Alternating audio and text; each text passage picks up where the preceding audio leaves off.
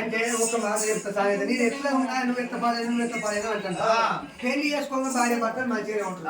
ఒకవేళ కర్మం కమ్మే పుష్కర road pole accident కాలు చేస్తే అప్పుడు మొగడు కాదని అట్లా అంటే మంచిగా ఉంటేనే మొగడు ఏం మాట మాట్లాడతాను బామా అంటే నేను అందవికారంగా ఉన్నా నువ్వు నా మొగడి కాదంట.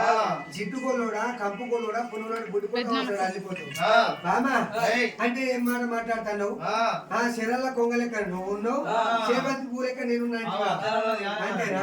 మసిపోత పేగోల నేనున్న మాణిక్యం లెక్క నువ్వు గుడివీని కొంగోల నేనున్న గుళ్ళ దేవత లెక్క నువ్వు గట్నే ఉంటదే బామా. అంటే నువ్వు అందగత్తవని మెరిసి పడతాను. నేను నడుచుకుంటే నీకన్నా ఏడుములు అందగత్తాను పట్టగత్తా ఈ రూపంలో పోతా ఇట్నే పోయి నీకన్నా ఏడుములు అందగత్తాను పట్టుకొచ్చి చల్లగా చల్లగా కూర పెట్టిస్తా. నువ్వు పట్టుకొస్తావు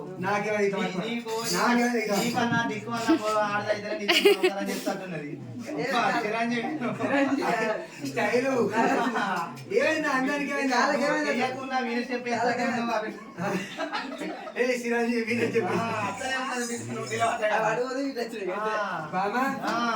పోతానా సాటికి సవిత్రి వంట కష్టమా సాటికి సవిత్రి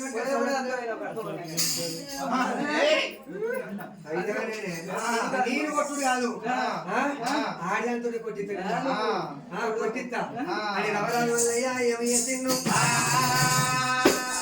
భార్య ఏమన్నది వారి చిట్టు కొల్లోడా కంపు కొల్లోడా పునోడు పుట్టిపోతావు అవసరం వెళ్ళిపోతావు అని వల్ల నీ అందానికి నేను కావన్నారా నువ్వు ఎట్లా పాడుపడ్డావురా. నీ మొగ ఎప్పుడైనా అద్దంలో చూసుకున్నావు. నేనెట్టున్నా నువ్వెట్టున్నావు శరల కొమ్మ లెక్క నువ్వు ఉన్నావు చేసిన కొమ్మ లెక్క నేనున్నాను. మసిపోత పేగోలు నువ్వు ఉన్నావు మాణిక్యం లెక్క నేనున్నాను. అనరాని అనరాని మాట్లాడతాను అని వరకల్లా నవరాజు వల్ల గిరలేని కోపం వచ్చింది.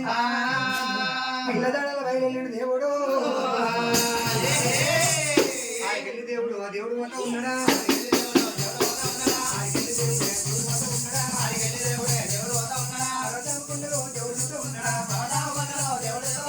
నవరాజు వల్లయ్య పరతకుండ దిగిండు పిల్లదాడలో పోతాడు. పిల్లదాడలో పోతాడు కదా పున్నమయ్య నీలా